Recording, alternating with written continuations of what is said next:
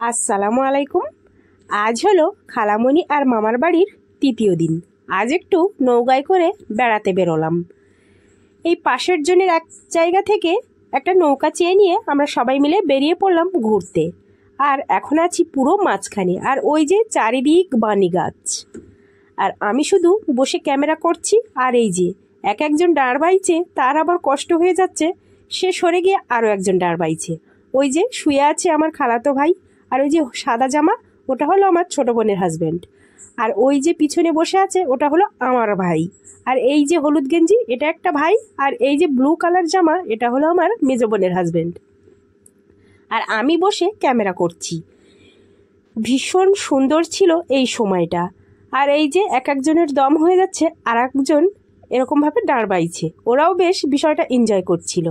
আমাদের তো খুব ভালো লাগছিল। আর এই সময় ছিল জোয়ারের সময়, আমরা একদম মাঝ বরাবর। তোমরা চারিদিকটা একটু দেখলেই বুঝতে পারবে খুব দূরে আছি, একদম মাঝ বরাবর। তো অনেক বছর পর যেহেতু মামা বাড়ি এসেছি, এগুলো একটা আলাদা অনুভূতি হচ্ছিল। আর ওই যে ওদের মধ্যে কত গল্প গুজব, ওই যে বলছিল কিছু খাবার আনলে ভালো হতো, একটু মুড়ি চানাচুর আনলে ভালো হতো। ওরা নিজেদের ভিতরে কত গল্প গুজব করছিল। আর এই যে দেখতে পাচ্ছ এটা হলো দাঁড়, দুই দিকে দুজন দাঁড় বাইছে, আর আমি যেখানে বসে ভিডিওটা করছি তার পিছন দিকে আরও একজন দাঁড় বাইছে, মোট তিনজন দাঁড় বাইছিল। আর এই যে এটা হলো আমার মেজো বোনের হাজব্যান্ড। উনি বলল যে বুজান তুমি আমার কাছে একটু ক্যামেরাটা দাও, আমি একটু খুব সুন্দর করে ভিডিও করে দিই।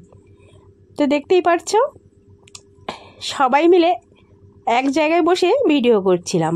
কখনো আমি ভিডিও করছিলাম, কখনো ভাইটা বলছিল যে আমার কাছে ফোনটা দাও, আমিও একটু ভিডিও করে দিই।